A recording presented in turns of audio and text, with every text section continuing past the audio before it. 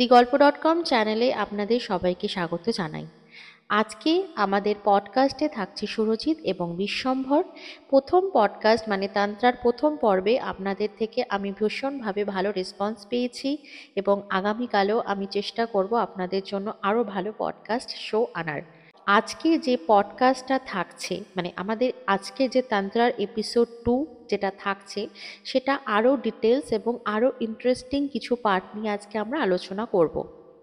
তো শুনতে থাকুন আজকের পডকাস্ট তান্ত্রা এপিসোড 2। যারা এখনও পর্যন্ত আমার চ্যানেল দিগল্প.com সাবস্ক্রাইব করনি তারা কিন্তু সাবস্ক্রাইব করে দিও, নাহলে কিন্তু তোমরা আজকের এপিসোডটা মিস করবে।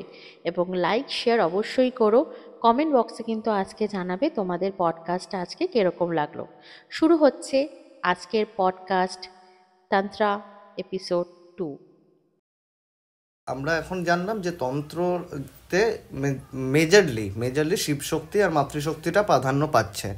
তো সেই ক্ষেত্রে কি বাকি যে দেবতা বা দেবদেবী আছেন তারা কি প্রাধান্য পায় না একদমই, নাকি তাদেরও কোনো কানেকশন আছে এতে? এটা একদমই নাই। এটা ব্যাখ্যাটার আপনি একটুখানি অপব্যাখ্যা হয়ে যাচ্ছে। এটা আপনার অসুবিধা নয়, এটা বেশিরভাগ মানুষই এখানটায় ভুল করেন যে তারা শুধুমাত্র শিবশক্তি এবং মাতৃশক্তির অপারলীলাকেই তন্ত্র হিসেবে ধরে রাখেন, কিন্তু এটা অবশ্যই না। এখানে ব্রহ্মা, বিষ্ণু, মহেশ্বর তাদের কর্মকাণ্ড কি? একজনের কর্মকাণ্ড সৃষ্টি, স্থিতি এবং প্রলয়, যেটা বলা হয়। এই তিনটেই হচ্ছে তন্ত্রের মূল আধার। এই তিনটেই সমানভাবে গুরুত্বপূর্ণ এবং প্রাধান্য পায় তন্ত্রের ক্ষেত্রে। এই যে তিনটে শক্তি রয়েছে, আমরা আসলে যে কাজই করি আপনি লক্ষ্য করে দেখবেন, আমাদের দৈনন্দিন জীবনেও আমরা যা কাজ করি সমস্ত কিছুই কিন্তু তার সাথেও এই তিনটে শক্তির কোনো না কোনোভাবে কানেকশন বা আপনি কানেকশন খুঁজে পাবেন। কিরকম সৃষ্টি, স্থিতি আর লয় বা প্রলয়, যেটাই বলছি আমি। আপনি একটা বাচ্চার জীবনই ভাবুন না, একটা মানুষের জীবনই ভাবুন না কেন, আমাদের নিজস্ব জীবনই ভাবুন না কেন। সৃষ্টি, আমরা জন্মগ্রহণ করলাম। স্থিতি, আমরা বিভিন্নভাবে এদিকে আমাদের যে যতক্ষণ না আমরা মৃত্যু হচ্ছে ততক্ষণ পর্যন্ত আমরা বিভিন্ন যা কাজ করে বেড়াচ্ছি সেটাকে আপনি স্থিতির সাথে তুলনা করতে পারেন।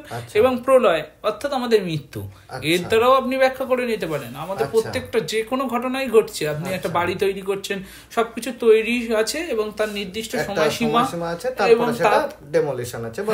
হ্যাঁ, আপনি সেটাকেই আপনি এই জিনিসটা সেই জিনিসটাই করুন। আমাদের বলা হয় তন্ত্র সাধনার বিভিন্ন ক্ষেত্রে বলা হয়, দেখুন তন্ত্র সাধনাতে মেন তিনটে শক্তি আছে। কি কি শক্তি যদি আমাকে বলতে হয় তাহলে একটা হচ্ছে জ্ঞান, ইচ্ছা ও ক্রিয়া। জ্ঞান, ইচ্ছা ও ক্রিয়া। যদি আমরা এখানে তাহলে আপনাকে আমি স্পেসিফিক করে আমি এখানটায় খুব সুন্দরভাবে আপনি খুব ভালো কোশ্চেন করলেন, সেটা হচ্ছে মহামায়া বা মহাশক্তি। সেইটা জ্ঞান, ইচ্ছা, ক্রীড়াময় রূপে একটা কুলকুণ্ডলিনী রূপে চক্রে নিদ্রিত অবস্থায় রয়েছেন। এই যে আমাদের কুলকুণ্ডলিনীটাকেই জাগানোই আমাদের তন্ত্রের দ্বারা প্রধান কাজ, এই কুলকুণ্ডলিনী জাগ্রত করা। আর তন্ত্র হচ্ছে যে আমরা যে মহাশক্তি রয়েছে সেই মহাশক্তিকে জ্ঞান শক্তি, ইচ্ছা শক্তি এবং ক্রিয়া শক্তিতে বিভক্ত করা। ঠিক আছে, তো তাহলে প্রিসাইজলি কি এটা বলা যেতে পারে যে এই শিব শক্তি আর মাতৃশক্তিটাই তন্ত্র সাধনার সেন্টার বা তন্ত্র সাধনার কোর শক্তি বা মেন শক্তি, এরকম ভাবে কি পোর্ট্রে করা যায় ব্যাপারটা? আমি একটু আগে আপনাকে বলছিলাম যে কথাটা, যে মহাশক্তির কথা বলছিলাম, যেটা জ্ঞান শক্তি, ইচ্ছা শক্তি এবং ক্রিয়া শক্তিতে বিভক্ত করার কথা বললাম আমি। এখানে এই ইচ্ছা শক্তি যিনি সৃষ্টি করছেন তিনি হচ্ছেন ভগবান ব্রহ্মা। এবং তার সহযোগী কি আছে? তার সহযোগী হচ্ছে মহাসরস্বতী। জ্ঞান শক্তির পালন সেইভাবেই, জ্ঞান শক্তির পালনকর্তা হচ্ছে বিষ্ণু এবং তার সহযোগী হচ্ছে মহালক্ষ্মী। এবং ক্রিয়া শক্তি অর্থাৎ অ্যাকশন পাওয়ারের কথা বলছি আমি এখানে। ক্রিয়া শক্তির যে এখানে রয়েছে, এই ক্রিয়া শক্তির মূল হচ্ছেন মহাদেব এবং মহাকালী। তাই সেই কারণেই বলা হয় মহাদেব এবং মহাকালী হলেন তন্ত্র সাধনার মূল মধ্যমণি। তো সেইখান থেকে তাহলে মানে মা কালীর যে একটা ডমিনেশন বা শিব শক্তির যে একটা ডমিনেশন সেখান থেকেই পাওয়াটা যায়। হ্যাঁ, এক্স্যাক্টলি, এটাই মূল বিষয়। আচ্ছা, তো এখন যারা পডকাস্ট শুনছেন বা যারা এই ভিডিওটা শুনবে তাদের মনে এই প্রশ্নটা আসতে পারে যে তন্ত্র সাধনা কি সর্বসাধারণের জন্য, মানে আমরাও কি তন্ত্র সাধনা করতে পারি? না, একদমই নয়, এটা সর্বসাধারণের জন্য নয়। এর প্রশ্নটার ব্যাখ্যাটা আমি আপনাকে বলে দিচ্ছি কেন সর্বসাধারণের জন্য নয়। তন্ত্র আসলে অসীম শক্তির একটা ক্রিয়া। আচ্ছা, এর দ্বারা আপনাকে একটু আগেও যেটা বললাম যে সৃষ্টি, স্থিতি, প্রলয় তিনটেই সম্ভব। সেই জন্য যে এই অসীম শক্তি ভাণ্ডার যেটা রয়েছে সেটাকে নির্দিষ্টভাবে চালনা করাটাও একটা খুব কঠিন কাজ। সেই জন্যে একজন প্রকৃত গুরুর প্রয়োজন হয় তন্ত্র সাধনার জন্য। এবং প্রকৃত গুরু আপনাকে কি শিক্ষা দেবে? প্রকৃত গুরু কি কেউ মন্ত্র দীক্ষা ছাড়া গুরু তো তাকে এইসব গোপন ক্রিয়াগুলোকে শেখান না। সেই জন্যে আপনি লক্ষ্য করে দেখবেন তন্ত্র সাধনা আপনি করুন এরকম 101টা উপায়, এই ধরনের বই বাজারে পাওয়া যায় না। আচ্ছা আচ্ছা। বা তন্ত্র সাধনা আপনি এই উপায় করুন, আপনি যেমন বাজারে চলে যাবেন বিভিন্ন ধরনের পূজা আচার বিধি পেয়ে যাবেন। পূজা আচার বিধির সাথে তন্ত্রর এখানেই অসামঞ্জস্য। যে আপনি দেখেন সে আপনি কিন্তু বাজারে গিয়ে তন্ত্র আপনি এই পদ্ধতিতে শুরু করে দিন, এইভাবে কাজ তন্ত্র সাধনার তন্ত্র থাকে না। সেই জন্য আপনি দেখবেন তন্ত্র সাধনার বইও খুব লিমিটেড এবং সেখানে তন্ত্র সাধনা সম্পর্কে বিভিন্ন ভাবে লেখা আছে, কিন্তু আপনি এই পর্যায়ে করুন, আপনি এই প্রক্রিয়ার ব্যাপার, কিন্তু আপনি এইভাবে করুন, আপনি স্টার্ট করুন এখান দিয়ে, আপনি শেষ করবেন এখানে গিয়ে, এরকম কোথাও বলা নেই। এর যে এটাই আপনাকে আপনার যে মন্ত্রগুরু আছেন তিনি আপনাকে সেই শিক্ষা দেবেন। আপনার একজন অতি সঠিক এবং মন্ত্রগুরুর প্রয়োজন হয় যিনি আপনাকে এই গোপন ক্রিয়াগুলি শেখাবেন, তার দ্বারাই আপনি এই তন্ত্র শিক্ষা আপনি শিখতে পারেন। আচ্ছা, তো তুমি যে বললে যে তন্ত্র সাধনার জন্য একটা প্রকৃত বা একটা নির্দিষ্ট গুরুর প্রয়োজন হয়, তো সেই ক্ষেত্রে আজকের ডেটে যারা তন্ত্র সাধনা করতে ইচ্ছুক বা করছে তারা তাদের গুরুর থেকে শিখেছে, এবার তারাও তাদের গুরুর থেকেই শিখেছে। তো ওই তন্ত্র সাধনার যে প্রক্রিয়া বা তন্ত্র সাধনার যে প্রচলন ক্রিয়াটা, এইটা কি শুধুমাত্র ওই গুরু থেকে হায়ারার্কি ওইভাবেই চলে আসছে আদিমকাল থেকে? হ্যাঁ, এই কথাটার উত্তর আগে আমার কথার মধ্যেই রয়েছে। আমি আগেও আপনাকে আগে যখন আমি কথাগুলো বলা শুরু করেছিলাম তখনও আপনাকে বললাম যে তন্ত্র সাধনা এসেছে অথর্ববেদ এবং অথর্ববেদের আগম অংশ থেকে। আগম কথার অর্থই হচ্ছে শ্রুতিবদ্ধ জিনিস, এবং সেই কারণেই এই যে তন্ত্র শিক্ষা, তন্ত্র আচার আচরণ, তন্ত্র প্রক্রিয়া প্রণালী যত কিছুই রয়েছে এবং যা কিছু সমস্ত কিছু চলছে সমস্তই চলছে শ্রুতি অনুযায়ী এবং নির্দিষ্ট গুরু তার প্রত্যেক শিষ্যকে দ্বারা, এবং সেই শিষ্য আবার যখন তিনি গুরু হচ্ছেন তার নিজস্ব শিষ্য দ্বারা, এইভাবেই তন্ত্র প্রক্রিয়া প্রণালী চলে আসছে। এবং এই তন্ত্র প্রক্রিয়া প্রণালী আপনার জানতে যদি আপনি ইচ্ছুক হন, প্রক্রিয়া প্রণালী আপনি কিভাবে শুরু করবেন, আপনি প্রক্রিয়া প্রণালীর জন্য বিভিন্ন বই পড়তে পারেন, আপনি যন্ত্র এবং তন্ত্র নিয়ে সমস্ত কিছু পড়তে পারেন, কিন্তু আপনি কোন পথে এগোবেন এবং কোন পথে এগোলে আপনি কোন পথে এগিয়ে এটা আপনি এই পুরো জিনিসটা আপনি পাবেন এবং এই প্রকৃত জ্ঞানটা আপনি পাবেন, সেটা আপনাকে আপনার গুরুর দ্বারাই আপনাকে পেতে হবে। সেটা কোনো বইতে বা লিপিবদ্ধ কিছু নেই, না, সেটা লিপিবদ্ধ করা সম্ভবই না, কারণ এটা একটা গোপন ক্রিয়া বা প্রণালী। এবং এই জিনিসটা কেউ কাউকে শিখিয়ে দিতে পারে না, আপনাকে প্রক্রিয়াটা বলে দিতে পারে আপনি এইভাবে এগোন, এটা আপনার হবে। আপনি ভাবুন না, আমি আপনাকে একদম বেসিক জিনিস বলে দিচ্ছি। আপনি যখন ছোটবেলায় যোগ বিয়োগ করা শিখেছেন, কেউ যোগ বিয়োগ করা শিখেছে হাতের আঙুল গুনে, যে এই দুটো আঙুল, এই একটা আঙুল 3, সে ঠিক। আবার কেউ শিখছে অ্যাবাকাসের মাধ্যমে, অ্যাবাকাসের মাধ্যমে যখন শিখছে এই দুটো থাকলো এবং এই দুটো আমি সরিয়ে নিলাম এবং এর সাথে আর একটা দিলাম, তখন দেখলাম 3। আপনারা দেখেছেন দুটোর রেজাল্ট একই কিন্তু পদ্ধতি আলাদা। ঠিক এখানেই গুরু এবং শিষ্যের প্রয়োজন, এবং এখানে যে আপনার প্রকৃত গুরু আপনাকে দেখে, আপনার আধার দেখে আপনাকে বিশ্লেষণ করে বলে দিতে পারবে আপনার এই পদ্ধতিতে এগোলে আপনি আপনার রেজাল্টটা পাবেন। কিন্তু দুটো পদ্ধতিই তো এক, দুটো পদ্ধতি এক এবং আলাদা হলে দুটো পদ্ধতির রেজাল্ট এক, কিন্তু প্রক্রিয়া প্রণালী দুটো আলাদা। এটাই আপনাকে বুঝতে হবে। আচ্ছা, একটু আগে একটা প্রসঙ্গ উঠেছিল যে বিভিন্ন পূজা বা যেরকম যে কোনো পুজোর এই প্রণালী বা প্রক্রিয়া থাকে, লিপিবদ্ধ আছে, তন্ত্রের নেই। তো তন্ত্র আর পুজো এই ব্যাপারটা কি কোনোভাবেই রিলেটেড না?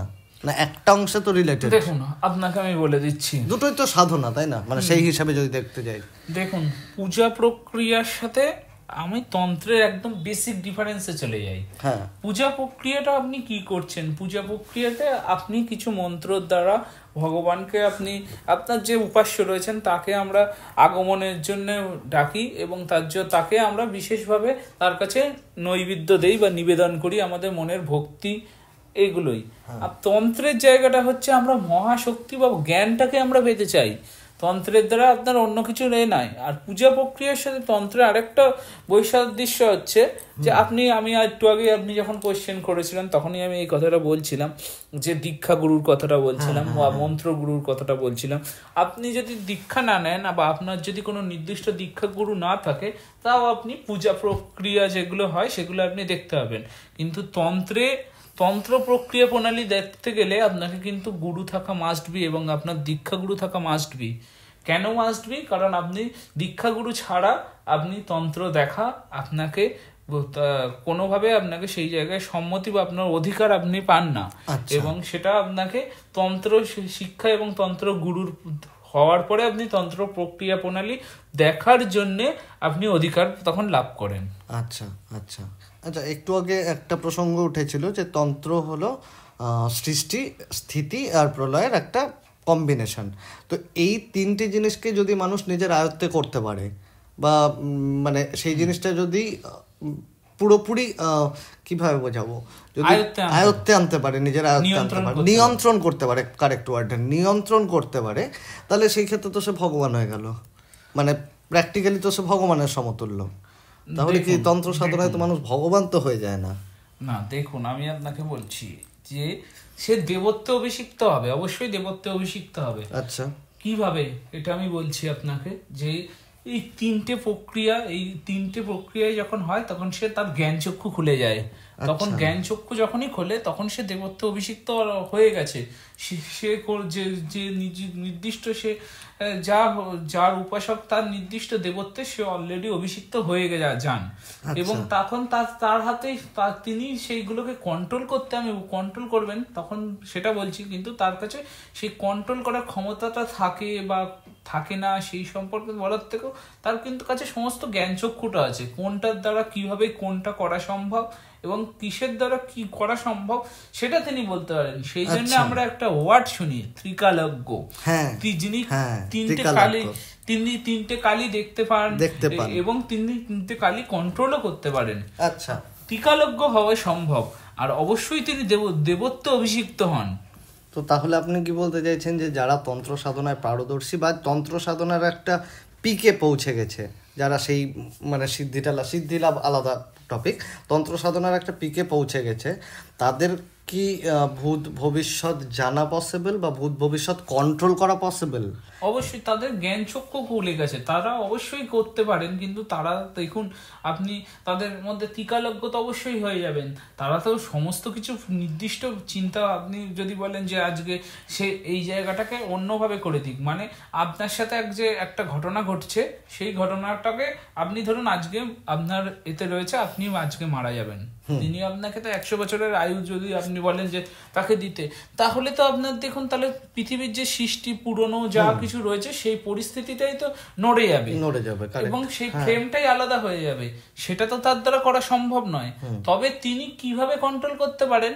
তিনি কন্ট্রোল করতে পারেন যে এই আপনার যেখানে আপনি রয়েছেন তার সাথে সাথে সামঞ্জস্য যা জিনিসগুলো রয়েছে, যার দ্বারা একটুখানি এধার ওধার করলেও যে সমস্যাটা হবে সেগুলো আগে থেকে করা রয়েছে, সেইগুলোকে তিনি কোনো না কোনোভাবে তিনি অবশ্যই কন্ট্রোল করতে পারেন। কিন্তু তাই বলে আপনি যেভাবে বলছেন যে একটা মানুষকে 100 বছর তো দেওয়া, এইগুলো তো সম্ভব নয়। কিন্তু তিনি অবশ্যই ত্রিকালজ্ঞ হয়ে গেছেন, তিনি তার জ্ঞানচক্ষু খুলে গেছে এবং জ্ঞানচক্ষু যখন তার হয়ে যায় তিনি অবশ্যই দেবত্বে অভিষিক্ত হয়ে গেছেন। তখন তার দ্বারা তো এইগুলো করা কোনো সমস্যাই নয়। তবে তিনি এইগুলো যদি আপনি হাত দেন তাহলে তো দেখুন আপনি একটা কথা শুনবেন যে নিয়তি কারোর হাতে নেই, কোনো দেবতাও কিছু নিয়তিকে তিনি খণ্ডাতে পারেন না বা সরাতে পারেন না। কেন পারেন না? কারণ হচ্ছে যদি তিনি সেই নির্দিষ্ট জায়গাটা একটু করে দেন তাহলে পুরো পরপর জেনারেশন ওয়াইজ বা ওই ছোট একটা টাইম ফ্রেমটাকে সরানোর জন্যই সমস্ত কিছু চেঞ্জ হয়ে যাবে। একদম একদম সেটা তো সম্ভব নয়। তাহলে আপনাকে আগে বুঝতে হবে যে জ্ঞান চক্ষুর কথা অর্থ কি, আর আপনি যে কন্ট্রোল করার অর্থ কি। কন্ট্রোল আলাদা জিনিস, জ্ঞান চক্ষু খোলা আলাদা জিনিস, এগুলো পুরোপুরি একটা আলাদা টার্ম। আচ্ছা আচ্ছা, তবে জ্ঞান চক্ষু খুলে যায় যেই অবধি ঠিক আছে, কিন্তু মানে এইটা যারা শুরু করছে প্রক্রিয়াটা বা যেই সাধনাটা শুরু করতে চলেছেন তাদের প্রত্যেকের তো দুরকম, মানে মানুষের তো দুরকম মাইন্ডসেট থাকে, পজিটিভ নেগেটিভ সাইড থাকে, সেটা তো মানে সেটা এড়ানোর কোনো জায়গা নেই। তো যাদের জ্ঞান প্রাপ্তি হচ্ছে আর যাদের আলটিমেট জায়গায় যারা হিট করতে পারছেন শেষ অবধি, তাদের তো নেগেটিভ মাইন্ডসেটও থাকতে পারে। তো সেক্ষেত্রে কিরকম ভাবে ব্যাপারটাকে?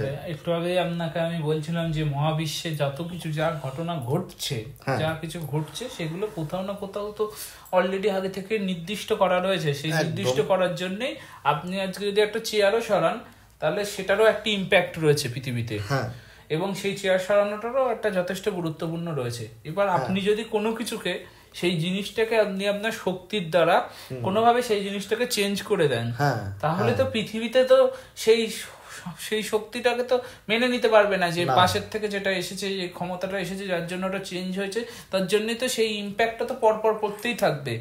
সেই জন্য যখনই কেউ যদি আপনি মনে করেন যে নেগেটিভ কিছু ভাবে করবেন বা কোনো কিছু কাজ করছেন, তো বা কেউ কিছু নেগেটিভ বলুন আর পজিটিভ বলুন, যদি সেই জিনিসটাকে কেউ চেঞ্জ করে তার ইম্প্যাক্ট যেটা পড়বে সেই ইম্প্যাক্টের দ্বারা সেই মানে প্রকৃতি আপনাকে দেখবেন। আমি আপনাকে খুব ভালোভাবে সাধারণ উদাহরণ দিয়ে বলছি। একটা পাথর যখন নদীর মাঝখানে থাকে, সেই দেখবেন যে নদীর মাঝখানে সেই পাথরটার গায়ে জলে বাড়ি খেতে খেতে খেতে খেতে খেতে খেতে পাথরটা আস্তে আস্তে ক্ষয়ে যায়, এবং অনেক সময় দেখবেন সে পাথরটা খুব শক্তিশালী পাথর হলে সে নদী তার নির্দিষ্ট গন্তব্যস্থানকে সেই জায়গা থেকে পাল্টে নেয় এবং অন্যদিকে সরে যায়। ঠিক সেই ইম্প্যাক্টটাই এখানে হবে। প্রকৃতি কারোর যে বাধা বা কোনো কিছু সেটাকে মান্যতা রাখে না প্রকৃতি তার কাছে, সেই মান্যতাটাকে সে সরিয়ে দিয়ে বা অন্যভাবে সে তার নির্দিষ্ট লক্ষ্যে সে পৌঁছবে। তাহলে প্রকৃতিতে যদি আপনি এইরকম ঘটনা দেখেন বা কেউ যদি বাইরে থেকে কিছু কন্ট্রোল করছে বা কিছু সমস্যা আনতে চাইছে বা কিছুই করার চেষ্টা করুক যেটা প্রকৃতি পারমিট করে না, সেই রকম হলে প্রকৃতি তাকে নিজের থেকে এলিমিনেট করে দেবে এবং নিজের থেকে এলিমিনেট করেই তার মূল রাস্তার দিকে এগিয়ে চলবে। আচ্ছা আচ্ছা, তো তন্ত্র সাধনার সাথে একটা জিনিস আমাদের সাধারণ মানুষের মধ্যে খুব বড় একটা পারসেপশন আছে যে তন্ত্র সাধনা কালা জাদু বা ব্ল্যাক ম্যাজিক সামহাউ রিলেটেড। যারা কিছু খারাপ করছে, কারো তন্ত্র সাধনার মাধ্যমে খারাপ করছে বা ভালো করার চেষ্টা করছে, এই ব্ল্যাক ম্যাজিক করছে আর তন্ত্র সাধনা করছে, জিনিসটা কিন্তু খুব রিলেট করে বা খুব একটা পারসেপশন আছে সাধারণ মানুষের মধ্যে যে তন্ত্র সাধনা মানে ব্ল্যাক ম্যাজিক বা ব্ল্যাক ম্যাজিকের একটা পার্ট তন্ত্র সাধনা বা তন্ত্র সাধনার একটা পার্ট ব্ল্যাক ম্যাজিক। এই জিনিসটা কি সত্যি রিলেটেড নাকি ওটা একটা আলাদা প্রসেস বা জিনিস? বলছি যে ব্ল্যাক ম্যাজিক, ভুডু যে সমস্তগুলো হয় সেগুলোকে অনেকে ভাবে এগুলো তন্ত্রেরই একটি পার্ট। দেখুন এই ঘটনাটা আমি আপনাকে ভালো করে ব্যাখ্যা করে দিচ্ছি। দেখুন তন্ত্র মানে হচ্ছে কিন্তু পুরো তন্ত্র জিনিসটা যেটা সেটা হচ্ছে তন্ত্র কিন্তু একটা ভালোবাসা। আচ্ছা, ভালোবাসা বলতে আপনি ভাববেন কি রকম ভালোবাসা, এটা নরনারীর ভালোবাসা নয়, এটা ঈশ্বরের প্রতি ভালোবাসা। আচ্ছা, এবং ঈশ্বরকে লাভ করার জন্য একটা নির্দিষ্ট প্রক্রিয়া এটা। আচ্ছা, যেটা আমি আপনাকে আগেও বলেছি, যেটা দুটো বা আভ্যন্তরীণ এবং বাহ্যিক দুটো উপায়ে হয়। এইবার আমি এই প্রসঙ্গে আপনাকে বলি, ভুডু বা ব্ল্যাক ম্যাজিক বা যা কিছু আপনাকে অনেকে মনে করেন এগুলো তন্ত্রের পার্ট।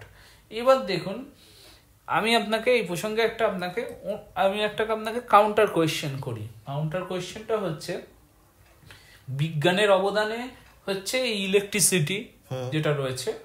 আপনি ধরুন আপনি বাড়িতে আলো জ্বালাচ্ছেন, সমস্ত কিছু করছেন, সমস্ত কিছু বিভিন্ন সুফল আপনি লাভ করছেন।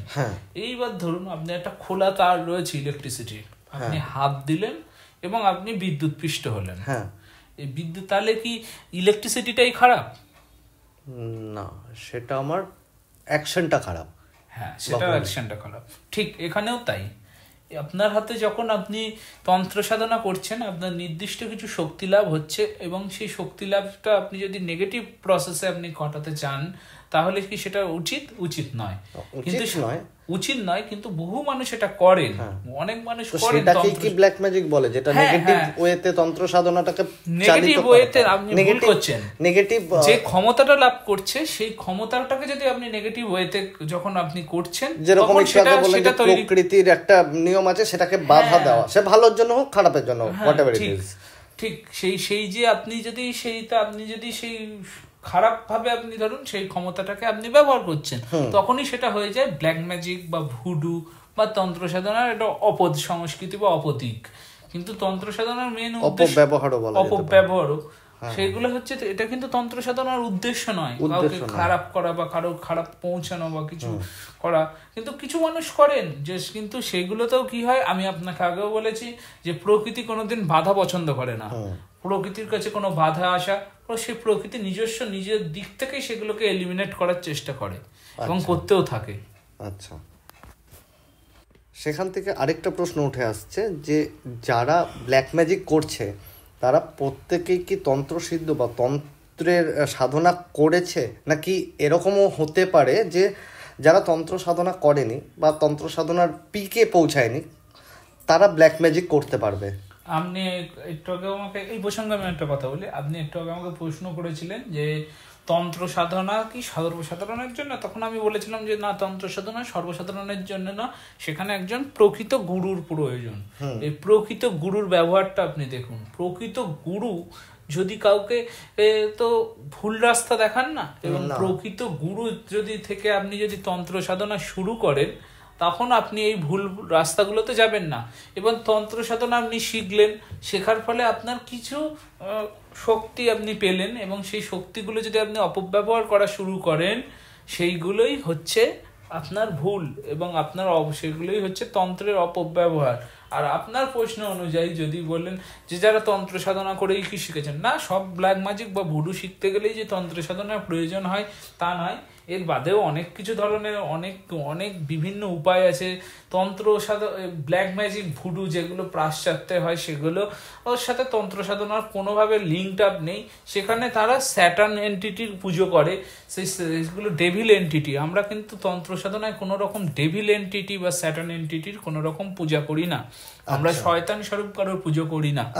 এখানে আমরা কিন্তু তন্ত্রে কিন্তু সর্বসময়, আপনাকে আমি আগেও বললাম যে ব্রহ্মা, বিষ্ণু, মহেশ্বর এবং মাতৃশক্তি, এইগুলো নিয়েই আমরা থাকি। আমরা কোনোভাবে ডেভিল এন্টিটির কোনো ধরনের পূজা আচ্ছা করি না। এবং যখন আপনি ব্ল্যাক ম্যাজিক ভুডু যেগুলো, ওগুলো স্যাটার্ন এন্টিটির বিভিন্ন উপাচার করে তারা সেই ক্ষমতাগুলো হাসিল করেন। আচ্ছা, তো স্যাটার্ন এন্টিটির হিন্দু মতে যে জেনারেলি আমরা যদি বলি যে নেগেটিভ শক্তি বা দানব শক্তি, এরকমভাবে যদি আমরা পোর্ট্রে করতে যাই, তাহলে এই যে ব্ল্যাক ম্যাজিক, সেটা তাদেরকে বেসিক্যালি তুষ্ট করার চেষ্টা করছে বা কিছু।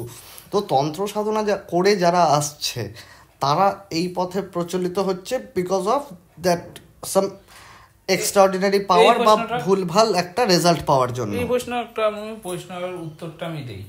আমাদের এখানে যতগুলো স্যাটার্ন এন্টিটি, ডেভিল এন্টিটি যা কিছু বলা হয় আমাদের শাস্ত্রে, মানে হিন্দু মতে, হিন্দু শাস্ত্র অনুযায়ী, সেগুলোকে সবাইকে সেই শক্তিগুলোকে, সেই খারাপ শক্তিগুলোকে বশীভূত করে রাখেন মাতৃশক্তি, শিব শক্তি।